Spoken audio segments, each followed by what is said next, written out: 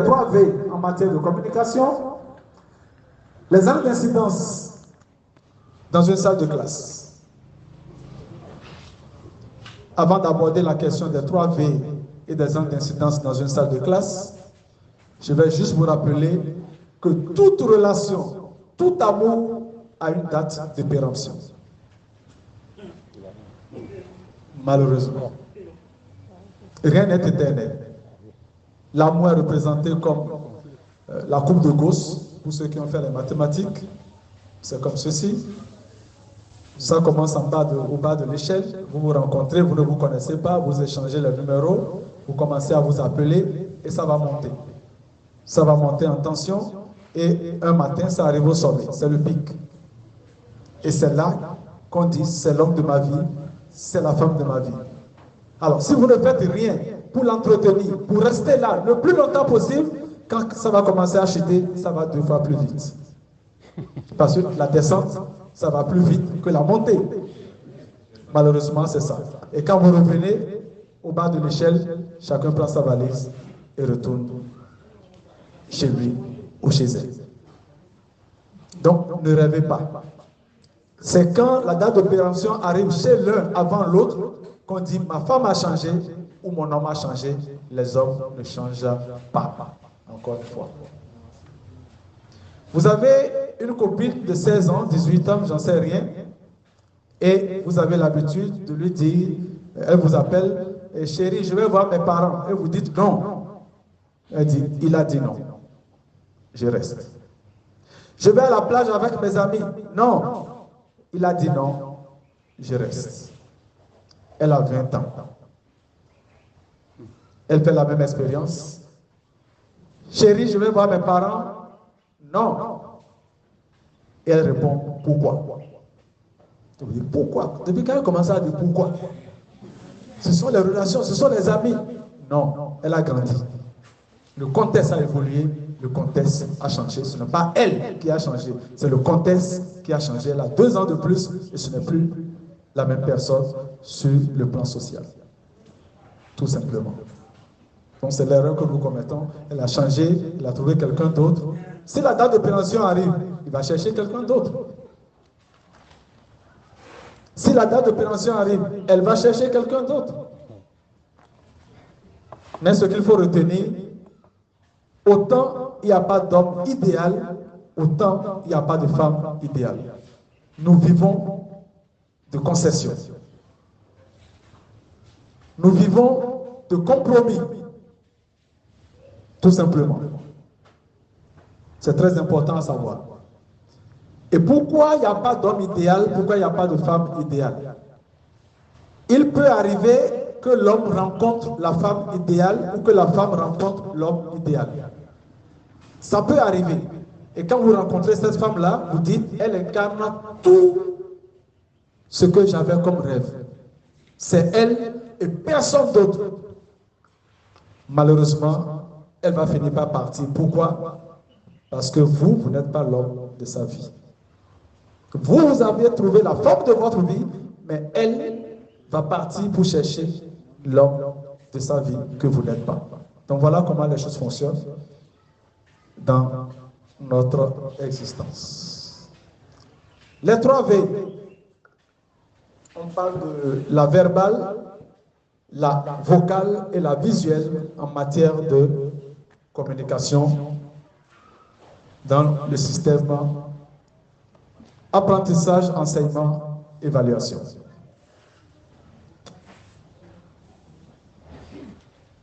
Première V, parce que je dis la V, en parlant de la communication vocale par exemple. La première V est la verbale. La verbale, ce sont les mots et les expressions que vous utilisez pour vous faire comprendre pendant que vous dispensez vos séquences didactiques. Et pour que les apprenants puissent vous comprendre, il faut nécessairement que vous communiquiez avec le moins de fautes possible. C'est très important. Parce que nous avons vu dans les cours des inspections des enseignants qui écrivent au tableau avec des fautes. Des enseignants qui corrigent les cahiers des apprenants avec des fautes. L'apprenant écrit juste, l'enseignant barre et met l'erreur. Et les parents nous interpellent. Alors, pour régler ce problème, je nous invite à la lecture. Il n'y a pas d'autre solution. C'est la lecture. Remettons-nous à la lecture. Nous avons remarqué que nos enseignants ne lisent plus, malheureusement. La lecture doit être un tremplin pour un enseignant. Après le cours, c'est la lecture. Le reste peut venir après. La vocale. La vocale, c'est l'intonation de votre voix. C'est la résonance de votre voix. C'est la modulation de votre voix. Et enfin, c'est la projection de votre voix. Un enseignant ne parle pas. Un enseignant projette sa voix. De telle sorte que celui qui est en face de lui reçoit les informations avec la même intensité que la personne assise au fond de la salle. Et quand un enseignant prend la parole et qu'une tierce personne passe derrière la salle, elle doit se rendre compte qu'il y a un enseignant dans la salle.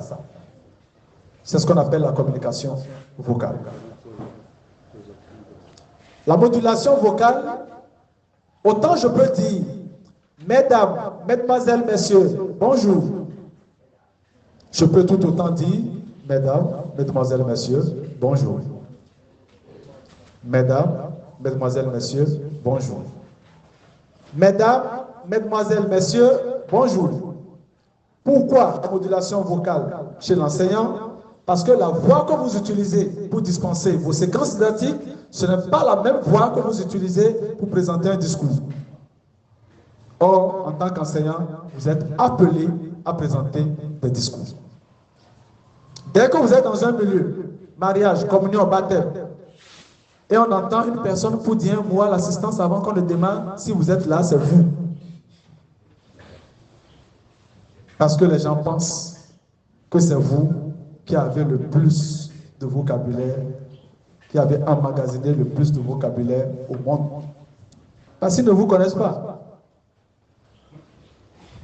Ils pensent que c'est vous qui avez conjugué le plus de verbes au monde. C'est l'enseignant. Parce qu'ils ne vous connaissent pas. Alors, ce que vous allez faire pour l'honneur de la profession, dès cet après-midi, allez sur Google, vous tapez discours anniversaire, discours mariage, discours baptême, et vous avez toute une gamme. Vous faites la lecture et vous composez vous-même comment vous aimez parler. Avec des points de suspension à contextualiser le moment venu. Il suffit de dire, donnez-moi le nom, le lieu, l'événement, et vous sortez un discours et plus personne n'a rien à dire. Et là, ça, c'est un vrai enseignant. Malheureusement, on vous donne les armes pour exceller, mais vous ne le faites pas. Mais ce qu'on a remarqué, quand vous ne le faites pas, quand on vous passe la main, on entend « Bonjour » parce qu'il y a le stress. Le J devient Z. Bonjour. Comment ça va? Dans un discours, il n'y a pas comment ça va. J'espère que vous savez pourquoi vous êtes là. C'est vous qui les avez amenés. Comment ils ne savent pas pourquoi ils sont là? Ça, ce n'est pas dans un discours. Donc, quand nous assistons à ce genre d'événements, ça nous dérange. Parce qu'on nous dit que c'est un enseignant. Donc, on vous informe pour que vous élevez un tant soit peu le niveau. C'est important pour la profession. Enfin, nous avons la visuelle. On a parlé de la verbale, la vocale et enfin la visuelle. La visuelle, c'est qu'est-ce que les apprenants voient quand vous êtes en face d'eux. Ils voient deux choses. La première chose qu'ils voient, ce sont les 10% de notre corps représentés par le visage et les 90 autres % représentés par le reste du corps. Mais depuis que je suis entré dans cette salle, vous êtes tous focalisés sur les 10%. C'est là que tout le monde regarde. Dès que je prends un an, c'est là que tout le monde regarde. D'où son importance. Dans l'enseignement, un enseignant doit avoir les cheveux bien coupés, bien taillés. Surtout pour ceux qui ont déjà des calvities frontales, comme moi, ou des calvities pariétales. Je n'en ai pas. Coupés très bas. Parce que quand vous ne coupez pas et vous restez les cheveux coupés et poussés trop haut, on voit deux raies forcées et vous ressemblez à rien. Ou quand vous laissez la calvitie pariétale avec beaucoup de cheveux, quand vous dépassez les collègues, ils se demandent si c'est le pape qui est arrivé. Donc prenez-vous au sérieux. N'est pas enseignant qui veut, mais qui peut. Les dames, n'exagérez pas au niveau de vos coiffures. Soyez le plus simple possible. Pas de coiffure jusqu'au rein, c'est inutile. Ça, ce n'est pas pour l'enseignement. Des chignons pour les mariages, nous n'en avons pas besoin à l'école. Le plus simple possible. Vous avez refusé vos cheveux, on n'en peut rien. Ramenez les cheveux que vous voulez, mais dans la simplicité. Surtout pour ne pas choquer nos apprenants. Vous devez avoir une toilette faciale irréprochable à défaut de vous laver tous les jours.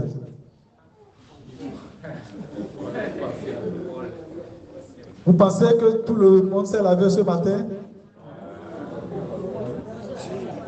Mais vous connaissez pour vous. Est-ce que vous connaissez pour votre voisin? Vous réagissez. Vous ne connaissez pas pour l'autre? Ceux qui ne se sont pas lavés se disent rien. Je ne comprends même pas pourquoi ils réagissent.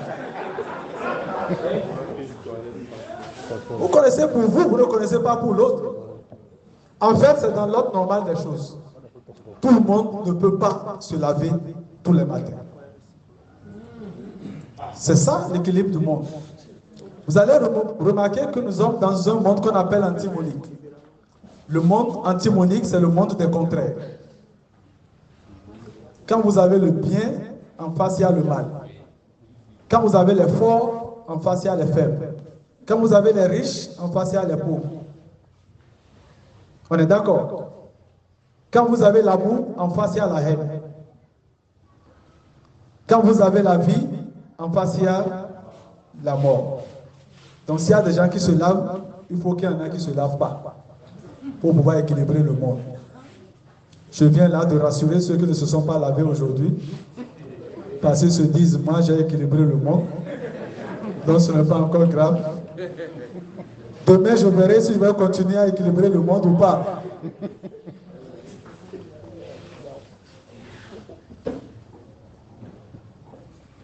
On descend un peu plus bas. Vous devez vous curer le nez à eau, les narines à eau dans la salle d'eau tous les matins. Je parle là des enseignants. Pourquoi? Parce que quand vous ne le faites pas, la crotte va sécher au cours de la journée. Et on a cette mauvaise habitude d'utiliser le doigt pour nettoyer le nez, parfois en salle ou dans la cour, de façon aisée. Un bon enseignant ne met jamais le doigt dans le nez en public. Je n'ai pas dit ne mets pas. J'ai dit jamais. Commencez par changer de comportement. Parce que ceux qui le font à dessein, quand ils retirent le doigt, c'est sur leur chemise. Et les apprenants les regardent. Ça, c'est quel modèle on vous a envoyé encore?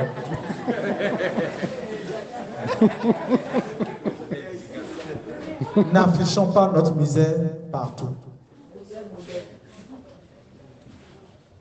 Vous devez vous brosser les dents 3 fois par jour. C'est le matin, midi et le soir. À midi encore, on peut s'en passer, parce qu'on ne peut pas vous obliger à venir au cours avec des brosses à dents. Mais au moins, matin et le soir. Et le plus important entre les deux, c'est le soir. Ce que certains ne font jamais.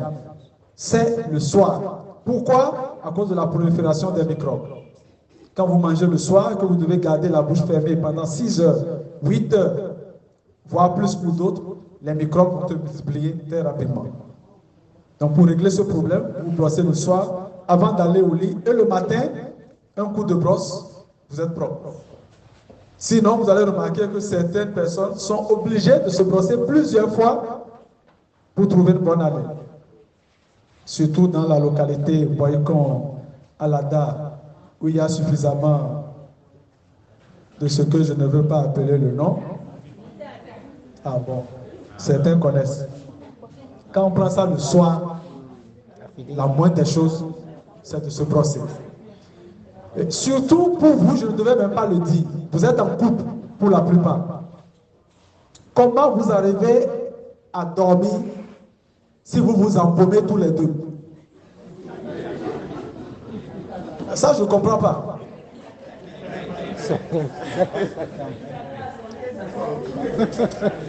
Et les femmes malines font face au mur pour dire j'ai supporté ça assez. L'homme tombe dans le vide. Commencez par changer de comportement.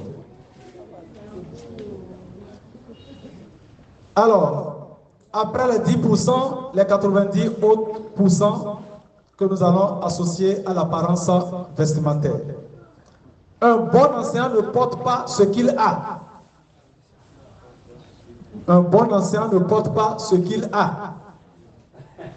Un bon enseignant porte ce qui doit être porté.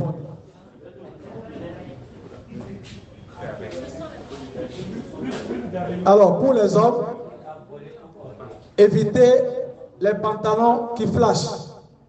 Je vais citer le vert, le jaune, le rouge, orange, violet. Évitez les couleurs qui flashent parce que ça attire l'attention des apprenants. Et ils observent. Imaginez-vous avec un pantalon jaune et une chemise rouge. Vous allez où?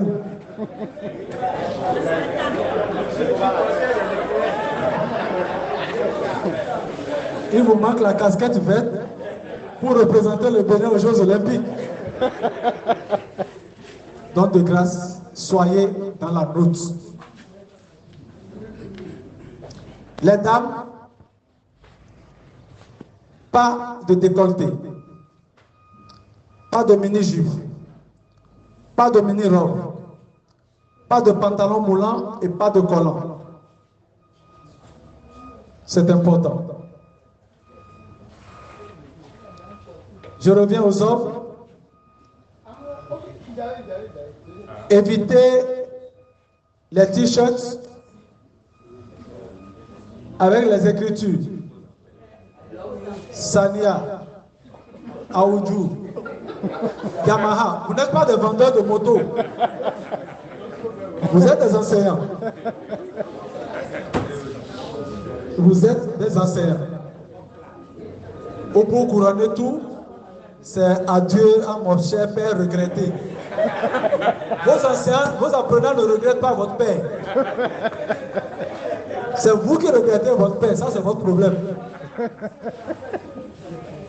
Et c'est même intéressant quand vous les fouettez en mettant ces gens de t-shirt. Ah, mon père regretté. Dès que vous dépassez ça, rangez, tout le monde vous regarde. Il regarde, il n'a même pas son père me frappe. Ce malheureux là n'a rien compris. Il n'a rien compris encore. Donc, de grâce, changez de comportement. Imaginez quand vous désignez un apprenant du fond de la salle. Vous dites vous. Et on voit un gros trou là. De l'autre côté, vous. Franchement, n'étalons pas notre misère. On ne vous demande pas d'acheter des vêtements chers. Chaque chose en son temps. Pour le moment, soyez juste propres. Trouvez les moyens de vous acheter au moins un fer à repasser et une petite armoire. C'est indispensable. Faire repasser, pourquoi? Parce qu'un vêtement moins cher repassé a plus de valeur qu'un vêtement cher non repassé. C'est très clair. Une armoire, pourquoi? Pour ranger vos affaires. Les pantalons d'un côté, les chemises de l'autre, c'est déjà repassé une fois. Et le matin, dès que vous passez un coup de fer, vous êtes parti. Pantalon, chemise, tenue traditionnelle, tout est classé. Les slips et les chaussettes ensemble, vous vous réveillez le matin, ça va très vite. Vous gagnez du temps et vous êtes présentable. Je ne vais pas m'inventer de cela. Pour ceux qui rencontrent les apprenants sortis de l'école normale supérieure de Natitingou, je crois que vous voyez par vous-même la différence. C'est imposé dès la deuxième année. Maintenant, on a des uniformes, certes, mais au moins, au niveau des tapettes, c'est réglé. C'est très important pour la profession. Un enseignant ne fait pas ce qu'il veut. Il fait ce qui est recommandé. Alors, à moi, ça ne vous dit rien. Ce que nous avons remarqué, c'est sur les nattes que vous laissez vos vêtements. Mélangez. Et le matin, on regarde. On regarde dans le lot. On met un coup de pied. On secoue et on sent.